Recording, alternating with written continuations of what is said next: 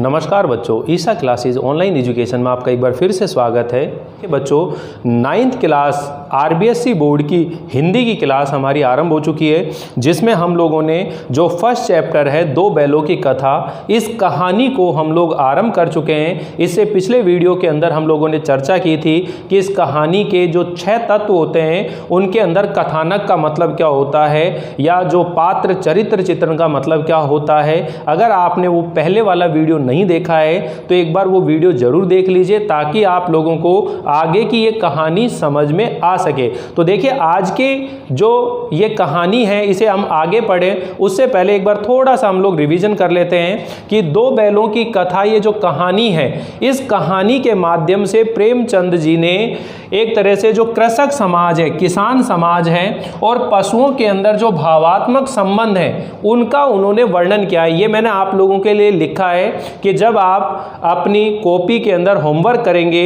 जिसमें आपको पीडीएफ में भी मिलने वाली है नोट्स, लेकिन आप लोगों को यहाँ पर क्या करना है बच्चों, पहले अपने कॉपी के अंदर ये चीज़ जरूर लिख लेना शुरुआत में इस चैप्टर को करने से पहले, ताकि आप लोग आगे जो है इस चैप्टर को अच्छे से सीख सकें। इसीलिए मैंने आप लोगों को थोड़ी सी चीज़ समझाई है कि कथानक या मूल भाव क्या है इस कहानी के अंदर, यानी कि दो बैलों की कथा। इस कहानी के माध्यम से प्रेमचंद जी ने कृषक समाज और पशुओं के भावात्मक संबंध का क्या किया है, वर्णन किया है। साथ ही इस कहानी में उन्होंने बताया है कि जो स्वतंत्रता है, देश की जो आज़ादी है, वो आसानी से नहीं मिलती है, सहजता से नहीं मिलती है। उसके लिए तो हमें क्या करना पड़ता है, बार बार संघर्ष करना पड़ता है। इस प्रकार ये अप्रत्यक्ष रूप से, इनडायरेक्ट तरीके से ये जो कहानी है आज़ादी के आंदोलन की भावना से जुड़ी हुई है, यानी कि देश की आज़ादी के आंदोलन की भावना से जुड़ी हुई है। और इस कहानी के अंदर जो हीरा और मोती हैं, ये स्वतंत्रता आंदोलन के क्रांतिकारी जो पुरुष हुए हैं उनके प्रतीक के रूप में, साथ ही ये जो दो बैल हैं ये इस बात का भी प्रतीक है कि सीधे साधे जो भारतीय लोग थे उनके प्रतीक के रूप में भी इन्हें दिखाया गया है। ठीक है, साथ ही देखिए झूरी का जो घर है वह स्वराज्य का प्रतीक है और गया का जो घर है वो पराधीनता का घर है। आप ये समझिए पराधीनता का प्रतीक है कि अंग्रेजों के शासन में भारतीय लोगों की जो दुर्दशा हो रही थी, जिस तरह की प्रताड़नाएं, यातनाएं उन्हें सहन करनी पड़ रही थी, इस कहानी के माध्यम से प्रेमचंद जी ने बहुत ही अच्छे ढंग से उसे चित्रित करने की कोशिश की है। तो बच्चों अभी आप लोग 9th क्लास में हो, जैसे आपने कभी पंचतंत्र की या हितोपदेश जो कहानियां हैं वो पढ़ी होंगी, वहां पर पशु पक्षियों को लेकर के और कहानी लिखी जाती है।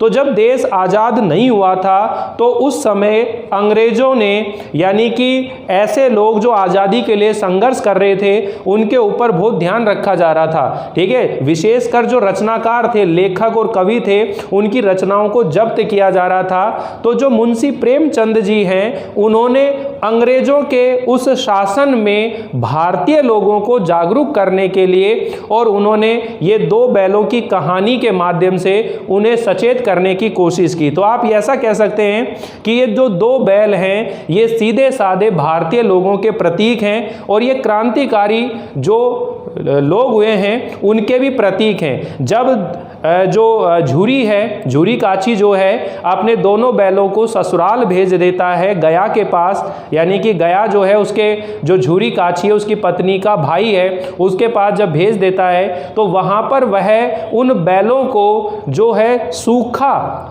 भूसा देता है, खाना ढंग से नहीं देता है। तो वो बैल जो हैं वहाँ किस तरह संघर्ष करके जो है वहाँ से भाग करके और वापस से झूरी काची के घर आ जाते हैं। तो कह रहे हैं कि आज़ादी पाने के लिए, स्वतंत्रता प्राप्त करने के लिए संघर्ष करना पड़ता है, आज़ादी आसानी से नहीं मिलती है। फिर इसमें जैसे कहानी की हम लोगों ने शुरुआत करी कि गधा जो है, जैसे गधा शब्द बोलते हैं तो एक तरह से समझते हैं मूर्ख, लेकिन यहाँ पर लेखक मुंशी प्रेमचंद जी हैं, उन्होंने गधे को एक मूर्ख के रूप में स्थापित नहीं करा, बल्कि उसे सहनशील, संवेदनशील, ठीक है ना, और एक संतोषी स्वभाव वाले पशु के रूप में, जानवर के रूप में उसे यहाँ पर चित्रित किया है। और ये इस बात का प्रतीक है कि भारतीय लोग जो सीधे साधे चुपचाप बैठे हुए हैं, तो ये जो ताकतवर लोग हैं वो उनको मूर्खता ही समझते हैं। इसलिए हमें ज़रूरत से ज़्यादा सीधेपन से नहीं रहना चाहिए, हमें अपनी आज़ादी के लिए संघर्ष करना चाहिए। इस कहानी से बहुत सारी चीज़ें सीखने को मिलेंगी। तो देखिए बच्चों, आप अपनी बुक निकाल लीजिए। कल हम लोगों ने इस कहानी को आरंभ कर दिया था और इसकी जो ये फर्स्ट यूनिट है इसको हम पढ़ लिया था। आज हम लोग ये सेकंड जो यूनिट दिखाई दे रही है इसे हम लोग पढ़ने वाले हैं। तो आप अपनी कॉपी, पेन और अपनी बुक निकाल लीजिए। कोई कठिन शब्द आता है तो उसे नोट कर लीजिए, ठीक है, ताकि हमें समझने में आसानी हो। तो देखिए, झूरी खाची के जो 2 बैल हैं जिनको गया के पास में भेज दिया था, लेकिन वहाँ से छूट करके वो अपने घर वापस, झूरी काची का जो घर है वहाँ पर वापस आ जाते हैं। लेकिन अगले दिन जो गया है फिर झूरी काची के घर आ जाता है। तो ये दूसरे दिन की शुरुआत हो रही है। दूसरे दिन झूरी का जो साला है गया वो फिर आ गया और बैलों को लेकर चला गया। दूसरे दिन भी लेकर चला गया। अब की बार उसने दोनों को गाड़ी में जोत दिया, यानी कि गाड़ी से लेकर गया, गाड़ी में जोत दिया। भाई आपने बैलगाड़ी देखी होगी ना, बैलों को आगे गाड़ी के लगा दिया जाता है तो वो गाड़ी को खींचते हैं। तो इसके अंदर देखो उन दोनों की मित्रता का बहुत ही घनिष्ठ संबंध देखने को मिलेगा। दोनों बैल जो हैं उन दोनों में एक दूसरे से होड़ लग जाती है कि ज़्यादा से ज़्यादा वजन जो है उनके कंधे पर रहे। हीरा सोचता है कि मेरे कंधे पर है, मोती सोचता है मेरे कंधे पर है, और दोनों अपनी मित्रता को निभाने की कोशिश करते हैं, ठीक है। तो दूसरे दिन झूरी का साला फिर आया और बैलों को ले चला। अब की बार उसने दोनों को गाड़ी में जोता। 2-4 बार मोती ने गाड़ी को सड़क की खाई में गिराना चाहा। जो मोती है उसने गाड़ी को सड़क की खाई में गिराना चाहा, पर हीरा ने उसे संभाल लिया। वह ज़्यादा सहनशील था। यानी कि यहाँ अपन ये कह सकते हैं कि जो हीरा है वो अहिंसा का प्रतीक भी है, ठीक है, और जो मोती है वो क्रांति का प्रतीक है। वो किसका प्रतीक है? क्रांति का प्रतीक है। संध्या के समय शाम के वक्त घर पहुंचकर उसने दोनों को मोटी रस्सियों से बांधा और कल की शरारत का मजा चखाया। यानी कि कल वहाँ से वो भाग गए, उसका मजा चखाया, मतलब उन्हें पीटा। फिर वही सूखा भूसा डाल दिया। अपने दोनों बैलों को खली, चूनी अब कुछ दी, ठीक है। दोनों बैलों का ऐसा अपमान कभी ना हुआ। झूरी इन्हें फूल की छड़ी से भी नहीं छूता था। यानी कि झूरी खाची जो है अपने घर में इन बैलों को कभी नहीं पीटा, ठीक है। लेकिन जो झूरी खाची का साला है गया, जब उन्हें अपने घर ले गया तो पहले तो गाड़ी में जोत कर ले गया था, ठीक है। फिर भी वो गाड़ी से तेज तेज चल रहे थे। वहाँ घर पर पहुँचे तो उनको मोटी रस्सी से बांध दिया और वहाँ उनको मज़ा चखाया पिछली शरारत के लिए, यानी कि उनको पीटा, ठीक है। और फिर खाने के लिए वही सूखा भूसा उनके सामने डाल दिया। दोनों बैलों का ऐसा अपमान कभी ना हुआ। झूरी इन्हें फूल की छड़ी से भी नहीं छूता था। उसकी टिटकार पर दोनों उड़ने लगते थे। जैसे ही झूरी काची उन्हें कुछ कहता था तो वो दौड़ने लगते थे। यहाँ मार पड़ी, यहाँ पर उनको पीटा गया। आहत सम्मान की व्यथा तो थी ही, यानी कि उनके सम्मान को क्या लगा? आहत हुई, यानी कि उनके सम्मान को चोट लगी, पीड़ा पहुंची। पर उस पर मिला सूखा भूसा, मतलब एक तो अपमानित हुआ और उन्हें खाने के लिए सूखा भूसा दिया गया। नांद की तरफ आंखें तक ना उठाई। उन्होंने जो चारे डालने की जो नांद होती है उसके अंदर उन्होंने अपना मुंह नहीं डाला। दूसरे दिन गया ने बैलों को हल में जोता, यानी कि खेत की जुताई करने के लिए हल के साथ बांध दिया। पर इन दोनों ने जैसे पाँव न उठाने की कसम खा ली थी कि अब हम पाँव नहीं उठाएंगे, आगे नहीं बढ़ेंगे। वह मारते मारते थक गया। गया जो है मारते मारते थक गया, पर दोनों ने पाँव ना उठाया। मतलब क्या हुआ बच्चों? यही तो हो रहा था। देश की आज़ादी के लिए कुछ ऐसे क्रांतिकारी पुरुष थे जिनको अंग्रेजी हुकूमत, अंग्रेजी सरकार जेल में बंद करके उन्हें कितनी अमानवीय पीड़ाएं देती थी, कितनी तरह की यातनाएं देती थी, लेकिन वो क्रांतिकारी जो पुरुष थे वो बिल्कुल अडिग रहते थे। जैसे ये दोनों बैल अब गया के घर गए और इन्हें हल में जोत दिया गया, लेकिन ये हल को ले करके आगे नहीं बढ़े। इसे गया ने इनको खूब पीटा। गया ने इतना पीटा कि वो मारते मारते थक गया, लेकिन इन बैलों ने एक पांव भी आगे नहीं बढ़ाया। एक बार जब उस निर्दयी ने हीरा की नाक पर खूब डंडे जमाए, यानी कि गया ने हीरा की नाक पर खूब डंडे जमाए तो मोती का गुस्सा काबू के बाहर हो गया। हल लेकर भाग गया वो। हल, रस्सी, जुआ, जोत सब टूट टाट कर बराबर हो गया। मतलब ये उनकी दोस्ती का सबूत है कि जब जो हीरा है उसे उसकी नाक पर डंडे मारा गया, गया उसे पीट रहा था तो मोती को गुस्सा आ गया और जिस रस्सी से, हल से उसको बांध रखा था उसे लेकर वो फरार हो गया, भाग गया, उसे तोड़ ताड़ करके वापस आया। गले में बड़ी बड़ी रस्सियां ना होती तो दोनों पकड़ाई में ही ना आते। वो हीरा ने मूक भाषा में कहा, भागना व्यर्थ है। मानो मूक भाषा में कहा कि भागना व्यर्थ है। मोती ने उत्तर दिया, तुम्हारी तो इसने जान ही ले ली थी। दोनों मूक भाषा में, मौन भाषा में एक दूसरे से बात कर रहे हों कि तुम्हारी तो इसने जान ही ले ली थी, अब की बड़ी मार पड़ेगी, अब की बार हमें बड़ी मार पड़ेगी। पढ़ने दो, बैल का जन्म लिया है तो मार से कहाँ तक बचेंगे। पढ़ने दो, बैल का जन्म लिया है तो कहाँ तक मार से बचेंगे। गया दो आदमियों के साथ दौड़ा आ रहा है, दोनों के हाथों में लाठियां हैं। मोती बोला, कहो तो दिखा दूं कुछ मजा, मैं भी। लाठी लेकर आ रहा है। हीरा ने समझाया, नहीं भाई, खड़े हो जाओ, मुझे मारेगा तो मैं भी एक दो को गिरा दूंगा, अगर मुझे मारेगा तो मैं भी एक दो को गिरा दूंगा। तो इस तरह से वो एक दूसरे से मूक भाषा में, अपनी ही भाषा में एक दूसरे से बात कर रहे होते हैं। नहीं, हमारी जाति का ये धर्म नहीं है। यानी कि जो हीरा है वो अहिंसा की बात कर रहा है, गांधी जी की तरह, ठीक है ना। मोती दिल में ऐंठ कर रह गया, अपने मन की बातों को मन में रख कर रह गया। गया आ पहुंचा और दोनों को पकड़कर ले चला। कुशल हुई कि उसने इस वक्त मारपीट ना की, नहीं तो मोती भी पलट पड़ता। उसके तेवर देखकर गया और उसके सहायक समझ गए कि इस वक्त टाल जाना ही मसलत है, कि इस समय इनको ना पीटा जाए, नहीं तो आज हमारी खैर नहीं है। आज दोनों के सामने फिर वही सूखा भूसा लाया गया। दोनों चुपचाप खड़े रहे। घर के लोग भोजन करने लगे। उस वक्त छोटी सी लड़की जो थी 2 रोटियां लिए निकली और दोनों के मुंह में देकर चली गई। उस एक रोटी से इनकी भूख तो क्या शांत होती, पर दोनों के हृदय को मानो भोजन मिल गया हो। यहाँ भी किसी सज्जन का वास है। लड़की भैरव की थी, यानी कि भैरव इसके पिताजी हो गया।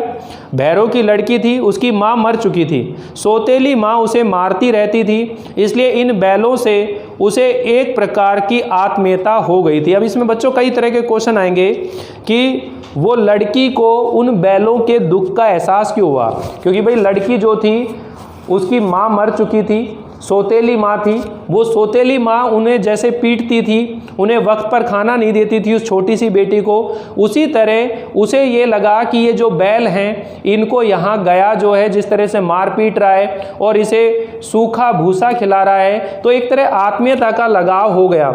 उसने उन्हें 2 रोटी जरूर दी, ठीक है, दोनों बैलों को 1-1 रोटियां खिलाई। उन रोटियों से बैल की जो भूख है वो शांत नहीं हुई होगी, लेकिन उन्हें एक प्यार मिला। इस बात से उन बैलों ने सोचा कि चलो इस घर में भी कोई ऐसा सज्जन व्यक्ति है जो इतना लाड प्यार करता है, ठीक है। दोनों दिन भर जोते जाते, डंडे खाते, अड़ते, शाम को थान पर बांध दिए जाते और रात को वही बालिका उन्हें 2 रोटियां खिला जाती। प्रेम के इस प्रसाद की यह बरकत थी कि 2-2 गाल सूखा भूसा खाकर भी दोनों दुर्बल ना होते थे, मगर दोनों की आंखों में, रोम रोम में विद्रोह भरा हुआ था। एक विद्रोह की भावना उनके मन में पैदा हो गई थी कि कैसे हम लोग यहाँ से निकलें। एक दिन मोती ने मूक भाषा में कहा, अब तो नहीं सहा जाता हीरा, अब सहन नहीं होता हीरा, क्या करना चाहते हो? 1 आध को सींगों पर उठाकर फेंक दूं?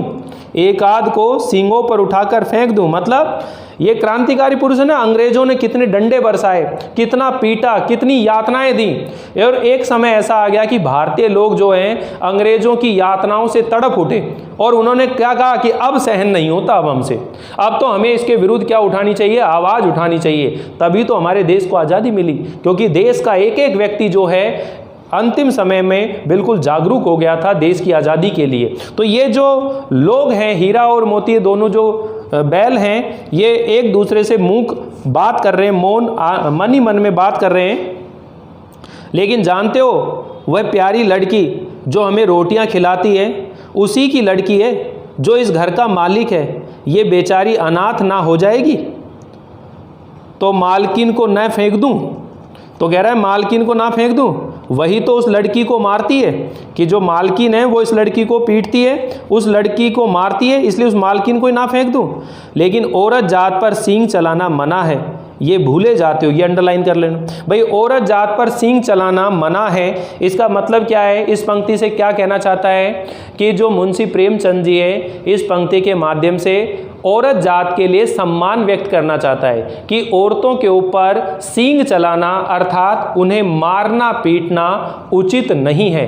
क्योंकि यहाँ हमारे देश में सदियों से पंक्ति चलती है कि यत्र नार्यस्तु रमन्ते तत्र देवता, कि जहाँ नारियों का पूजा होती है, यत्र नार्यस्तु पूजन्ते रमन्ते तत्र देवता, कि जहाँ पर नारियों की पूजा होती है, सम्मान होता है, वहाँ देवता ईश्वर वास करते हैं। तो कहते हैं कि यहाँ स्त्रियों के ऊपर सींग चलाना उचित नहीं है। लेकिन समाज में कुछ पुरुष ऐसे भी हैं जो स्त्रियों के ऊपर अत्याचार करते हैं, शोषण करते हैं, उन्हें मारते पीटते हैं। समाज की ये उसी स्थिति को यहाँ पर बताना चाह रहे हैं कि स्त्रियों के लिए क्या होना चाहिए, सम्मान होना चाहिए, उन्हें कभी भी अपमानित नहीं करना चाहिए। तो यही काम है कि लेकिन औरत जात पर सींग चलाना मना है, ये भूल जाते हो। तुम तो किसी तरह निकलने ही नहीं देते, बताओ तुड़ाकर भाग चलें। हाँ, ये मैं स्वीकार करता हूँ, लेकिन इतनी मोटी रस्सी टूटेगी कैसे, मोटी रस्सी से बांध रखा था। इसका एक उपाय है, पहले रस्सी को थोड़ा सा चबा लो, फिर एक झटके में जाती है। रात को जब बालिका रोटियां खिलाकर चली गई, दोनों रस्सियां चबाने लगे, पर मोटी रस्सी मुंह में ना आती थी। बेचारे बार बार जोर लगाकर रह जाते थे। सहसा घर का द्वार खुला और वही लड़की निकली। दोनों सिर झुकाकर उसका हाथ चाटने लगे। दोनों की पूंछें खड़ी हो गई। उसने उनके माथे सहलाए और बोली, खोले देती हूँ, चुपके से भाग जाओ, नहीं तो यहाँ लोग मार डालेंगे। आज घर में सलाह हो रही है कि इनकी नाकों में नाथ डाल दी जाए। उसने गराव खोल दिया, उनके रस्सी जो थी उसे खोल दिया, पर दोनों चुपचाप खड़े रहे। मोती ने अपनी भाषा में जैसे पूछा हो, अब चलते क्यों नहीं? हीरा ने कहा, चलें तो, लेकिन कल इस अनाथ पर आफत आ जाएगी, सब इसी पर संदेह करेंगे। सहसा अचानक वह बालिका फिर चिल्लाई, दोनों फूफा वाले बैल भागे जा रहे हैं। अचानक वह बालिका चिल्लाई, दोनों फूफा वाले बैल भागे जा रहे हैं। ओ दादा, दोनों बैल भागे जा रहे हैं, जल्दी दौड़ो। और उसने उस तरह से चिल्लाया, ठीक है, यानी कि उनको भगा दिया। गया हड़बड़ाकर भीतर से निकला और बैलों को पकड़ने चला। वे दोनों भागे, गया ने पीछा किया और भी तेज हुए। गया ने शोर मचाया, फिर गांव के कुछ आदमियों को भी साथ लेने के लिए लौटा। दोनों मित्रों को भागने का मौका मिल गया। सीधे दौड़ते दौड़ते चले गए, यहाँ तक कि मार्ग का ज्ञान भी ना रहा। मतलब दौड़ गए, वहाँ से निकल गए, जिस परिचित मार्ग से आए थे उसका यहाँ पता नहीं था। नए नए गांव मिलने लगे। तब दोनों एक खेत के किनारे खड़े होकर सोचने लगे, अब क्या करना चाहिए। हीरा ने कहा, मालूम होता है राह भूल गए हैं, ऐसा लगता है हम रास्ता भूल गए हैं। तुम भी बेतहासा भागे, वहीं उसे मार गिराना था ना। उसे मार गिराते तो दुनिया क्या कहती, वह अपना धर्म छोड़ दे, लेकिन हम अपना धर्म क्यों छोड़े। दोनों भूख से व्याकुल हो रहे थे। खेत में मटर खड़ी थी, ये भी अंडरलाइन कर लेना कि वो किस फसल की खेत में अंदर गए थे, तो आप कह देंगे मटर का खेत था। खेत में मटर खड़ी थी, चरने लगे, रह रह कर आहट ले लेते थे कोई आता तो नहीं है, मतलब देख ले तो कोई आ तो नहीं रहा, खेत में मटर खा रहे हैं। ठीक है, जब पेट भर गया, दोनों ने आज़ादी का अनुभव किया तो मस्त होकर उछलने कूदने लगे। पहले ने दोनों ने डकार ली, फिर सींग मिलाए और एक दूसरे को ठेलने लगे। मोती ने हीरा को कई कदम पीछे हटा दिया, यहाँ तक कि वह खाई में गिर गया। तब उसे भी क्रोध आया, संभल कर उठा और फिर मोती से मिल गया। मोती ने देखा खेल में झगड़ा हुआ चाहता है तो किनारे हट गया। मोती जो है वो साइड हो गया, मतलब इन दोनों की जो दोस्ती है वो उसका प्रतीक यहाँ पर बताया जा रहा है। तो बच्चों यहाँ ये जो कहानी चल रही है, ये दूसरी बार भी जो गया का घर है वहाँ से छूट कर वो आ जाते हैं और आने के बाद में अब वो एक खेत में मटर खाने के लिए रुक गए हैं। वहाँ पर दोनों जो हैं पेट भरकर मटर खाते हैं, डकार लेते हैं, फिर दोनों एक दूसरे को सींग मारते हैं, लड़ते हैं थोड़ा सा। जब झगड़ा बढ़ता हुआ देखते हैं तो दोनों एक दूसरे से अलग भी हो जाते हैं। ये उनकी दोस्ती, उनकी मित्रता का ही एक भावना थी आपस में कि वो मौन भाषा में, मूक भाषा में एक दूसरे से किस तरह से बात करते थे। ठीक है बच्चों, तो एक बार आप लोग इसका स्क्रीनशॉट ले लीजिए, फिर हम लोग आगे पढ़ते हैं।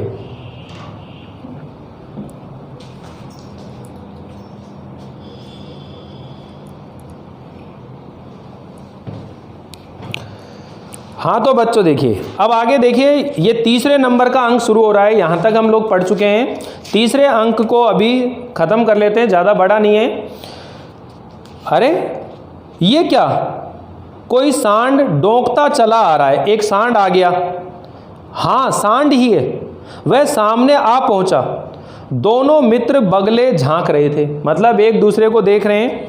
सांड क्या था, पूरा हाथी था, उससे भिड़ना जान से हाथ धोना था, लेकिन ना भिड़ने पर भी जान बचती नहीं नजर आती थी।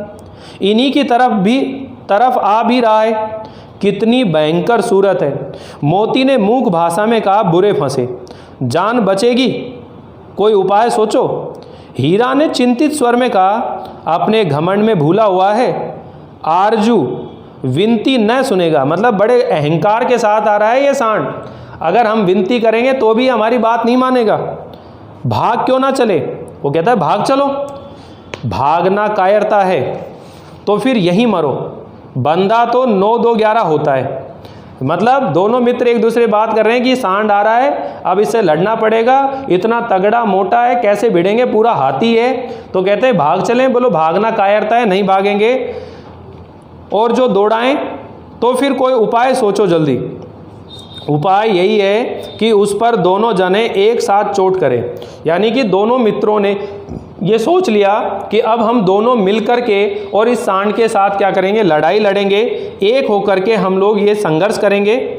मैं आगे से रगेदता हूँ, तुम पीछे से रगेदो, दोहरी मार पड़ेगी। मैं आगे से देता हूँ, तुम पीछे से उसके चोट देना, तो भाग खड़ा होगा। मेरी ओर झपटे, तुम बगल से उसके पेट में सींग घुसेड़ देना। जान जोखिम है पर दूसरा उपाय नहीं है। और दोनों ने बड़ी ही सूझबूझ से उस जो सांड था उसके साथ में क्या करते हैं, युद्ध करते हैं, लड़ाई लड़ते हैं उसके साथ में। ठीक है, दोनों मित्र जान हथेलियों पर लेकर लपके। सांड को भी संगठित शत्रुओं से लड़ने का तजुर्बा न था। यानी कि जो सांड था उसे भी संगठित लोगों के साथ लड़ाई लड़ना का अनुभव नहीं था, एक्सपीरियंस नहीं था। वह तो एक शत्रु से मल्ल युद्ध करने का आदी था। वह तो एक शत्रु से, मतलब उसका जैसा सांड हो उसी के साथ युद्ध करने के आदी था। जो ही हीरा पर झपटा, मोती ने पीछे से दौड़ाया। सांड उसकी तरफ मुड़ा तो हीरा ने रगेदा, उसे पकड़ा आगे से। सांड चाहता था कि एक एक करके दोनों को गिरा लें, पर ये दोनों ही उस्ताद थे, उसे वह अवसर ही ना देते थे। एक बार सांड झल्लाकर हीरा का अंत कर देने के लिए चला कि मोती ने बगल से आकर पेट में सींग घोंप दी। सांड क्रोध में आकर पीछे फिरा तो हीरा ने दूसरे पहलू से सींग चुबा दिया। आखिर बेचारा जख्मी होकर भागा और दोनों मित्रों ने दूर तक उसका पीछा किया, यहाँ तक कि सांड बेदम होकर गिर पड़ा। तब दोनों ने उसे छोड़ दिया।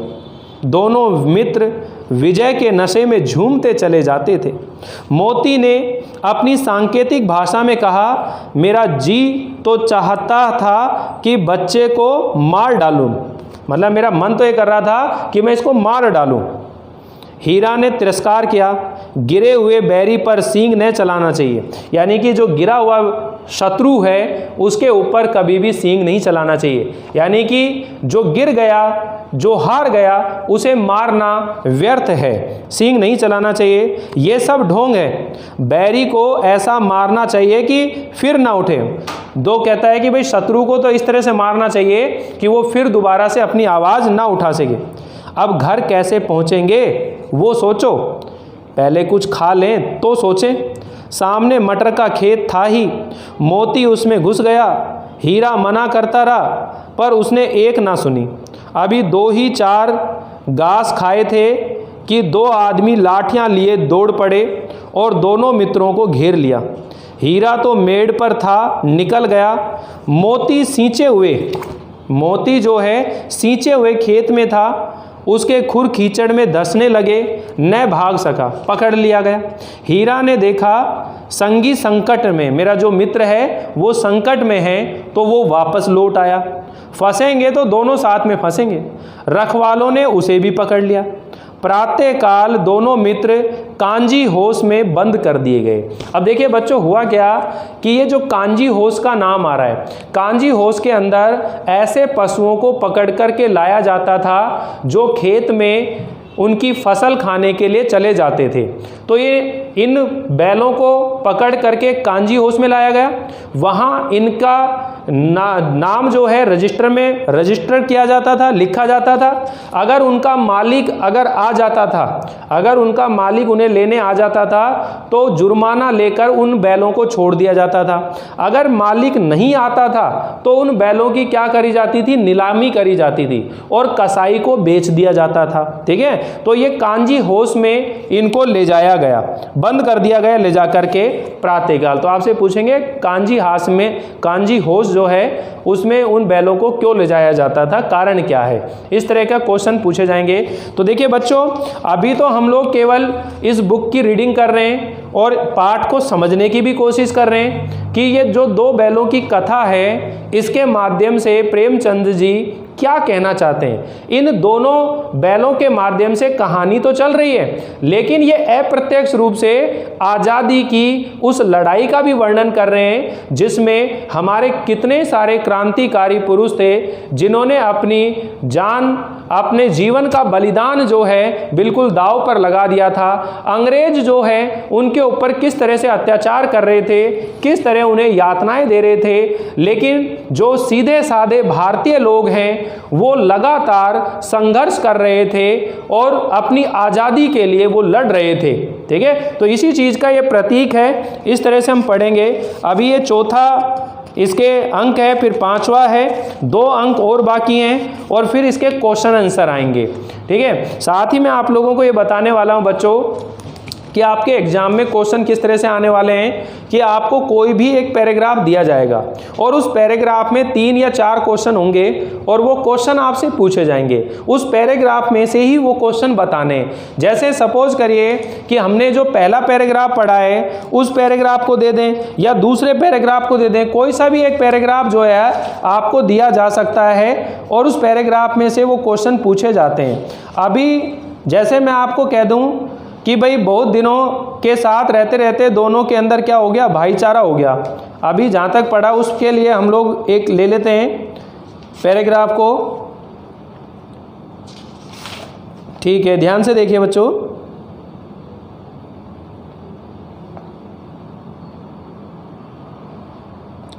कि एक पैराग्राफ है कि झूरी प्रातःकाल सोकर उठा तो देखा कि दोनों बैल चरनी पर खड़े थे। ये जो कल पढ़ा था उसके है।